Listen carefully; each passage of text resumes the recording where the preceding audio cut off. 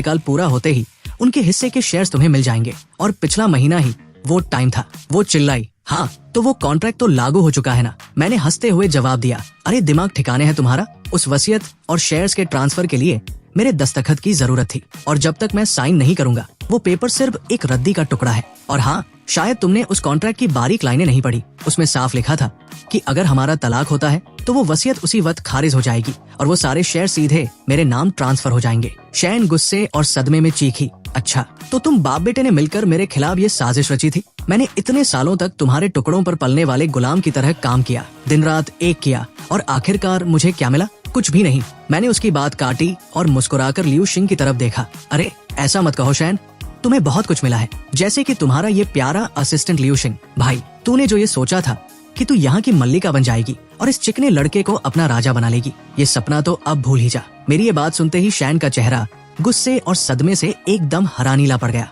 पर मैं रुकने वाला नहीं था। मैंने आगे कहा, वैसे शैन तुम्हें तो शुक्रगुजार होना चाहिए। कम से कम 3 साल तक तुमने ऐश की जिंदगी तो काटी। बाहर की दुनिया को यही लगता था कि मैं तुम्हारे टुकड़ों पर पल रहा हूँ, पर सच तो ये है कि तुम और तुम्हारा ये पूरा ऑफिस मेरे शॉप परिवार के पैसों पर पल रहे थे। तुम जैसी बाहर से आई लड़की को कायदे में रहना चाहिए था, पर 3 साल क्या तुम मैनेजिंग डायरेक्टर की कुर्सी पर बैठ गई? तुमने खुद को इस साम्राज्य का भगवान समझ लिया। एक बात गांड बांध लो, तुम मेरे शॉप परिवार की सिर्फ एक नौकर थी, उससे ज्यादा कुछ नहीं। अगर आज मैं शुआन तुम्हारे पीछे खड़ा न होता ना, तो तुम आज भी किसी मामूली कंपनी में फाइलें दबाकर क्लाइंट्स के पीछे भाग रही होती। मैंने चैन की सांस लेते हुए आगे कहा, शुरुआत में मुझे तुम्हारा काम करने का तरीका पसंद आया था। मुझे लगा कि तुम में इतनी काबिलियत है कि तुम मेरे इस बड़े बिजनेस को संभाल सकती हो। ऊपर से तुम्हारी शक्ल सूरत भी ठीक ठाक थी। कम से कम उन बाजारी लड़कियों से तो तुम लाख गुना साफ सुथरी थी। अगर तुम तमीज से मेरी बीवी बनकर रहती तो जो तुम मांगती मैं वो सब तुम्हारे कदमों में रख देता, पर तुमने मेरा भरोसा तोड़ दिया। तुमने मुझे बहुत निराश किया है। शैन का चेहरा पल पल काला पड़ता जा रहा था और मैं उसे और तड़पाते हुए बोला, तुम्हें ना थोड़ा और नाटक करना चाहिए था। अगर तुम कुछ महीने और शरीफ होने का ढोंग कर लेती तो शायद मैं उस कॉन्ट्रैक्ट पर साइन कर देता। एक बार तुम्हें कंपनी के शेयर्स मिल जाते तो फिर तुम्हें इस कुर्सी से नीचे खींचने में मुझे थोड़ी मेहनत तो करनी पड़ती। पर तुम्हारी सबसे बड़ी गलती ये थी कि तुम्हें सब्र नहीं था। तुम इतनी जल्दी अपने असली रंग में आ गई कि अपना मुखौटा संभाल ही नहीं पाई। मेरी ये बातें सुनकर शैन का दिमाग सुन्न हो गया। वो हकलाते हुए बोली, वो जो बोर्ड ऑफ डायरेक्टर्स ने मुझे नौकरी से निकाला है, क्या वो सब तुम्हारी वजह से हुआ है? मैंने हंसकर कहा, और नहीं तो क्या, कंपनी के जितने भी बड़े बड़े डायरेक्टर्स हैं ना, वो सब मेरे पिता के जमाने के हैं। उन्होंने मेरे डैड के साथ मिलकर अपनी आधी जिंदगी इस कंपनी को खड़ा करने में लगा दी। वो मेरे पिता के पक्के यार हैं और मुझे अपने सगे भतीजे की तरह मानते हैं। वो जो आज तक तुम्हारी हर बात पर जी हुजूर करते आए हैं, वो सिर्फ और सिर्फ मेरी इज्जत की वजह से था। तुम्हें क्या लगा था कि वो तुम्हारी इस तेवर और अक्ल के गुलाम थे? अरे वो सब सिर्फ इसलिए चुप थे क्योंकि तुम शॉ परिवार की बहू बनकर आई थी, वरना तुम्हारी जैसी मामूली लड़की की क्या औकात जो इस शहर के इतने बड़े बड़े दिग्गजों को अपनी उंगलियों पर नचा सके। तुम्हें खुद पर कुछ ज्यादा ही घमंड हो गया था। अब शैन पागलों की तरह अपने बाल नोचने लगी। उसका पूरा चेहरा गुस्से से लाल हो गया था। वहीं दूसरी तरफ वो असिस्टेंट लियू शिंग अभी तक हवा का रुख समझ ही नहीं पा रहा था। वो रोतलू सा मुंह बनाकर बोला, मैम ये आदमी क्या बकवास कर रहा है? ये फ्यू ग्रुप शॉ परिवार का कैसे हो गया और इसके पास कंपनी के इतने सारे शेयर्स कहाँ से आए? मैंने उस लड़के की तरफ देखा और ठाका मारकर हंसा। लियू शिंग, तू जब इस कंपनी में भर्ती हुआ था तो क्या कंपनी का इतिहास पढ़कर नहीं आया था? लगता है तेरी ट्रेनिंग बहुत ही रद्दी तरीके से हुई है। अगर तूने थोड़ी भी पढ़ाई की होती तो तुझे पता होता कि फ्यू ग्रुप के मालिक और फाउंडर का नाम शो हान था, जो कि मेरे स्वर्गीय पिता थे। ये सुनते ही लियू शिंग के पैरों तले जमीन खिसक गई। उसका मुंह ऐसा खुला का खुला रह गया जैसे उसने कोई भूत देख लिया हो। उसकी ये हालत देखकर मैंने मजे लेते हुए कहा, क्यों भाई, तू तो कह रहा था कि मेरी कोई औकात नहीं है तुझे नौकरी से निकालने की। फिर मैंने शैन की तरफ देखकर कहा, और तुमने भी तो कहा था कि मुझे तुम्हारे एम्प्लॉय को निकालने का कोई हक नहीं है। तो सुन लो, कल सुबह मैं ऑफिस आ रहा हूँ और कंपनी के नए चेयरमैन के रूप में कमान संभाल रहा हूँ। कल मैं पूरी कंपनी के बड़े अफसरों के सामने तुम दोनों को लात मारकर बाहर निकालूंगा। और सिर्फ यही नहीं, मैं पूरे बिजनेस मार्केट में तुम दोनों के नाम का ब्लैकलिस्ट वारंट जारी करूंगा। जिस भी कंपनी का हमारे फ्यू ग्रुप से छोटा सा भी नाता होगा, वो तुम दोनों को चपरासी की नौकरी पर भी नहीं रखेगा। ये अंजाम है मुझसे पंगा लेने का। लियू शिंग ये सुनते ही बुरी तरह डर गया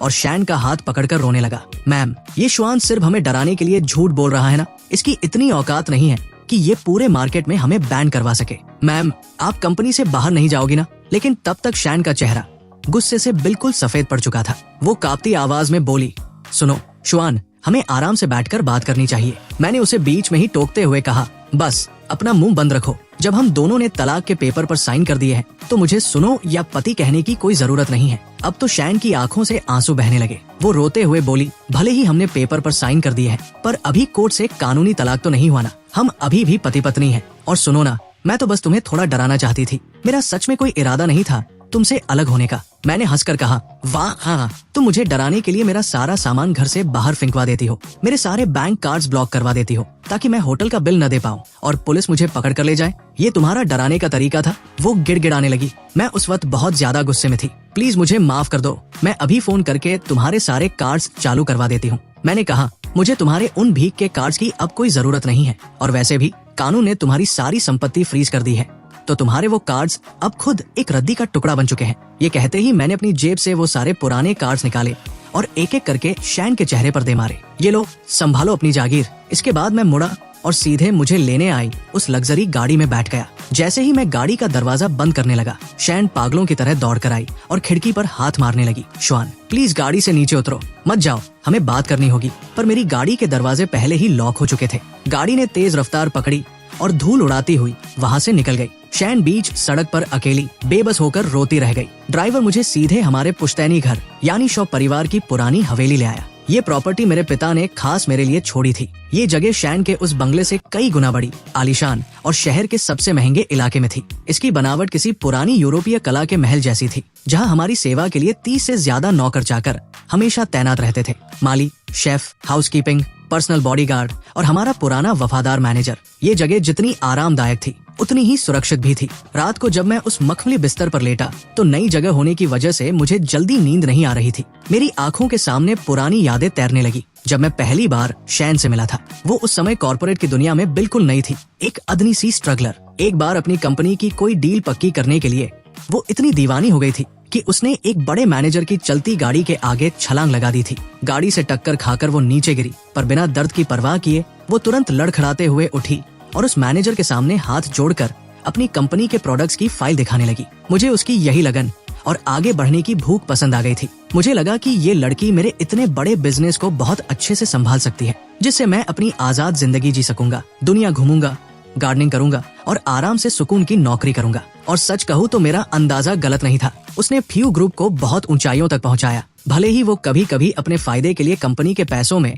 थोड़ी बहुत हेरफेर करती थी, पर मैं हमेशा अपनी आंखें बंद कर लेता था क्योंकि वो काम अच्छा कर रही थी। मेरी उससे सिर्फ एक ही उम्मीद थी कि वो कंपनी की बॉस होने के साथ साथ मेरी एक वफादार और ईमानदार पत्नी बनकर रहे। पर अफसोस, वो इस एक कसौटी पर खरी नहीं उतर पाई, और जब वो ये नहीं कर सकी तो मेरे लिए उसे बदलकर किसी दूसरे को उस कुर्सी पर बिठाना कोई बड़ी बात नहीं थी। अगली सुबह मैं एक कड़क और वीआईपी बिजनेस सूट पहनकर तैयार हुआ। गाड़ी मुझे सीधे कंपनी के हेडक्वार्टर ले आई। जैसे ही मैंने मीटिंग रूम के बड़े दरवाजे के अंदर कदम रखा, पूरा हॉल तालियों की गड़गड़ाहट से गूंज उठा। वहाँ बैठे हर एक डायरेक्टर और बड़े अफसर के चेहरे पर एक गजब की मुस्कान थी। मेरे चाचा लोग तो कब से इसी इंतजार में बैठे थे कि कब मैं वापस आऊं और इस गद्दी को संभालूं। अभी मुझे आए 2 मिनट भी नहीं हुए थे कि शैन भी वहाँ पहुँच गई और उसके पीछे पीछे वो चमचा लियू शिंग भी मुंह उठाए चला आया। मैं चेयरमैन की मेन कुर्सी पर खड़ा हुआ और बुलंद आवाज में कहा, मैं यहाँ उपस्थित सभी बोर्ड मेंबर्स के फैसले का ऐलान करता हूँ। आज से फ्यू ग्रुप के चेयरमैन का पद मैं खुद संभाल रहा हूँ।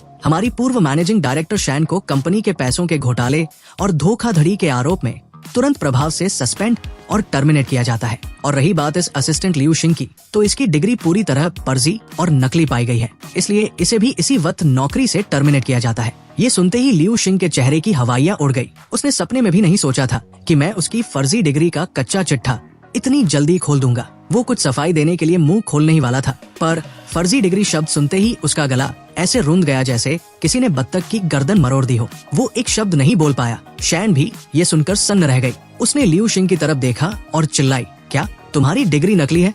लियू शिंग का चेहरा शर्म से लाल हो गया। वो हकलाया, मैम मेरी बात सुनिए, मैं समझाता हूँ। मेरा एडमिशन तो देश के टॉप कॉलेज में हुआ था, पर मेरी तबीयत खराब होने की वजह से मैं पढ़ाई पूरी नहीं कर पाया। मैंने कुर्सी से कड़क आवाज में कहा, तुम दोनों को जो भी लव स्टोरी या सफाई देनी है वो बाहर जाकर दो। ये फ्यू ग्रुप की हाई लेवल मीटिंग है। तुम दोनों को नौकरी से निकाला जा चुका है, इसलिए इसी वक्त इज्जत से बाहर दफा हो जाओ। और हाँ शैन, अपनी वो केबिन जितनी जल्दी हो सके खाली कर देना, क्योंकि अब से मैं वहाँ बैठने वाला हूँ। अगर मीटिंग खत्म होने तक तुम्हारा कूड़ा कबाड़ वहाँ से साफ नहीं हुआ तो मैं उसे डस्टबिन में फेंकवा दूंगा। ये कहते ही मैंने सिक्योरिटी गार्ड को इशारा किया और उसने उन दोनों को धक्के मारकर मीटिंग रूम से बाहर निकाल दिया। जब मीटिंग खत्म हुई और मैं चेयरमैन के केबिन की तरफ गया तो देखा कि ये दोनों ढीठ अभी भी वहीं मंडरा रहे थे। उन्होंने अपना सामान तक नहीं समेटा था। ये देखकर मुझे हंसी आ गई। मैंने तुरंत अपनी नई सेक्रेटरी से कहा, जरा लड़कों को बुलाओ और इन दोनों का सारा सामान बाहर फेंकवाओ। मेरी ये नई सेक्रेटरी देश के सबसे बड़े कॉलेज की टॉपर और एक बेहद खूबसूरत लड़की थी जिसे मेरे चाचा लोगों ने खास मेरे लिए चुन कर रखा था। मैं लियू शिंग के डेस्क के पास गया और उसकी टेबल को देखते हुए तंज कसा। अरे वाह, तुम दोनों की टेबल इतनी पास पास है तो इन्हें आपस में जोड़ ही क्यों नहीं लेते? और टेबल पर ये सब क्या सजा रखा है भाई? ये सब देखकर तो ऑफिस में आने वाले को यही लगेगा कि शैन के असली पति तुम ही हो। लियू शिंग ने झटके से मेरे हाथ से वो फोटो फ्रेम छीना और गुस्से में बोला, मेरी चीजों को हाथ मत लगा। भले ही मैं अभी मैम का पति नहीं हूँ, पर देख लेना, एक दिन मैं उनका पति जरूर बनूंगा। मैंने ठाका मारकर कहा, चलो भगवान करे तुम्हारा ये हसीन सपना सच हो जाए। तभी पास में खड़ी शैन ने अचानक आगे बढ़कर लियू शिंग को पीछे धकेला और चिल्लाई, शुआन, तुम इस लड़के की बकवास पर ध्यान मत दो। मैं तुम्हें कोई तलाक वलाक नहीं देने वाली और ना ही मैं कभी इस 2 कौड़ी के असिस्टेंट से शादी करूंगी। वो जो मैंने तलाक के पेपर पर साइन किए थे ना, वो तो मैं सिर्फ गुस्से में तुम्हें डराने के लिए कर रही थी। सच कहूँ तो मैंने कभी सपने में भी तुमसे अलग होने का नहीं सोचा था। मुझे समझ आ गया है कि इस बार मुझसे बहुत बड़ी गलती हो गई है। मैं आज ही